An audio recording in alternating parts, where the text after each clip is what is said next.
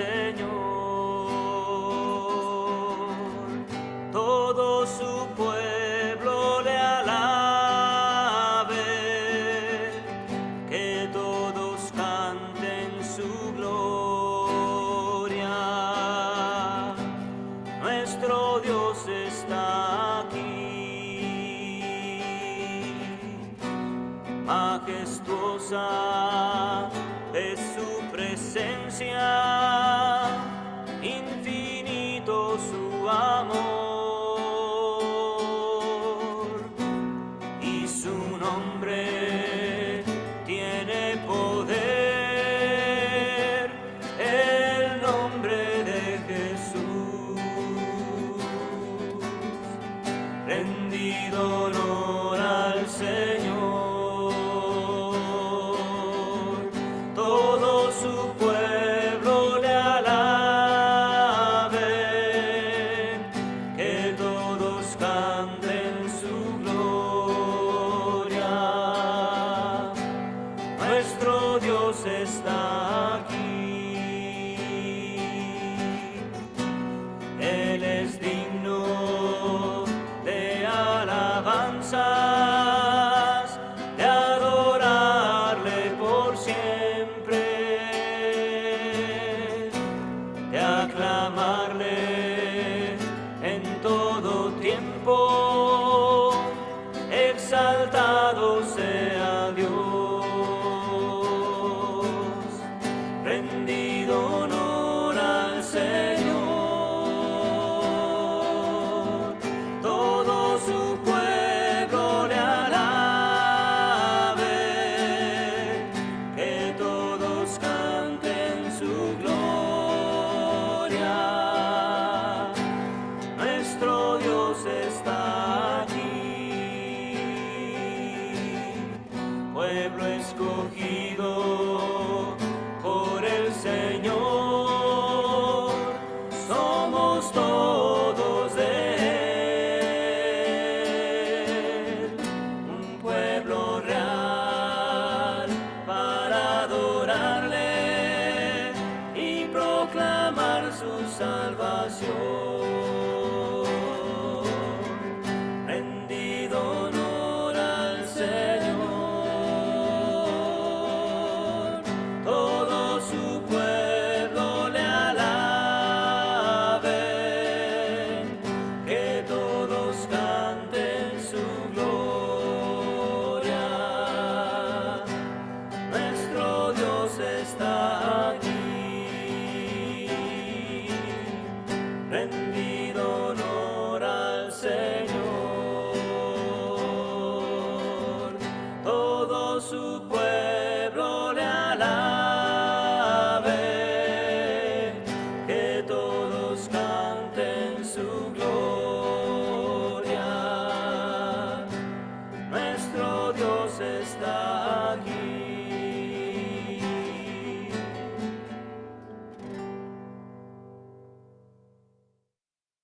En el nombre del Padre, y del Hijo, y del Espíritu Santo. Amén.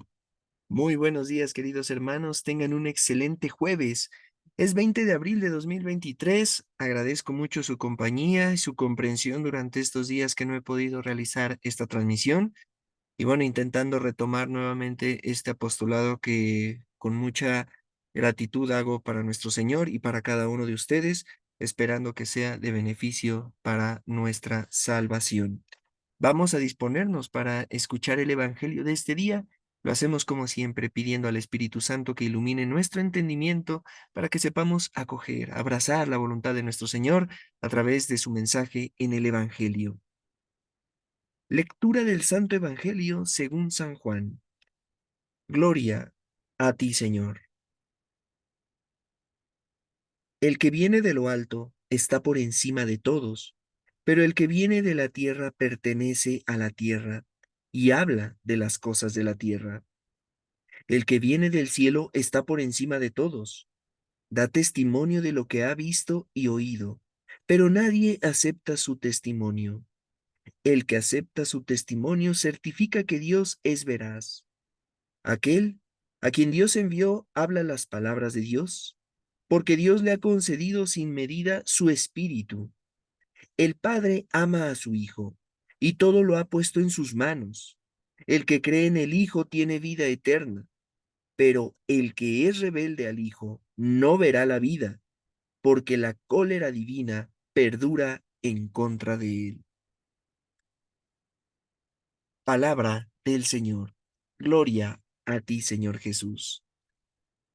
Es muy necesario, queridos hermanos, que tengamos muy claro que al formar parte de la Iglesia Católica tenemos también que abrazar los dogmas de nuestra fe. Es muy triste y ya me ha tocado en diversas circunstancias, en diversos momentos, gente que rechaza ciertos dogmas, que ni siquiera se dan la oportunidad de conocerlos y de preguntar cómo es que se pueden explicar, porque también eso quiero dejarlo muy en claro. Todo dogma que tiene nuestra Iglesia Católica, toda verdad de fe, tiene una explicación racional. No es algo que alguien se haya sacado de la manga, no es algo que uno diga, ay, pues es que esto así alguien lo quiso, algún papa por ahí se le ocurrió y entonces así tiene que ser. Por supuesto que no. El Señor nos ha dado nuestra inteligencia y la Iglesia, por supuesto, que la utiliza en cada uno de sus miembros. Entonces, los dogmas siempre tienen una explicación racional. Hoy en específico me gustaría enfocarme en uno que me parece ha sido muy denigrado y que también tengo que decirlo. Quizás la mayoría de las personas que me dedican unos minutos para escucharme diariamente, quizás lo tienen claro, pero te aseguro que hay mucha ignorancia en la gente respecto a este dogma que voy a tratar el día de hoy, y es el dogma de la unión hipostática. Incluso voy a tratar de explicarte de una manera muy sencilla qué significa este término de hipostático, la hipóstasis.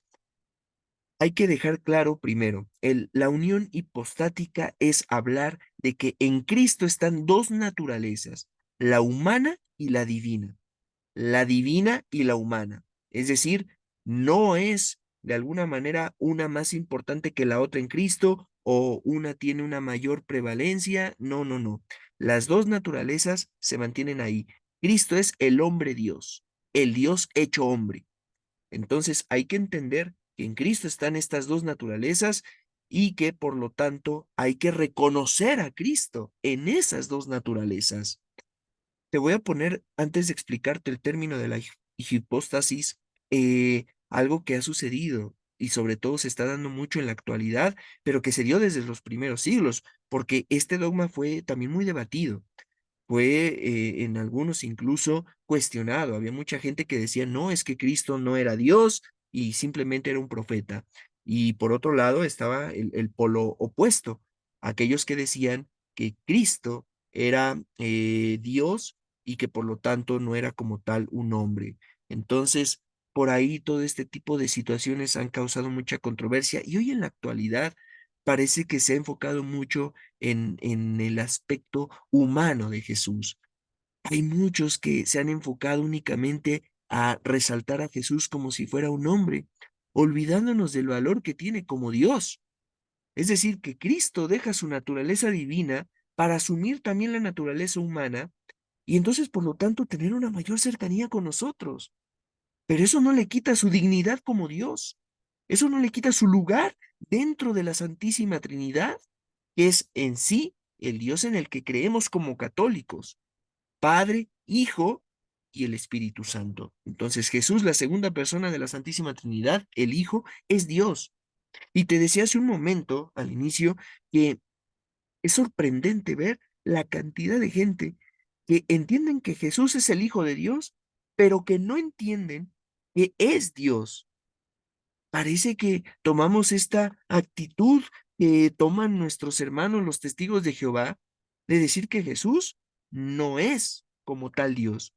Y entonces en ese sentido estaríamos rechazando precisamente el título de cristianos, porque si algo tiene que caracterizarnos a los cristianos, y por eso es que muchas denominaciones protestantes se hacen llamar cristianos, y que está bien decirles cristianos porque reconocen que Cristo es Dios.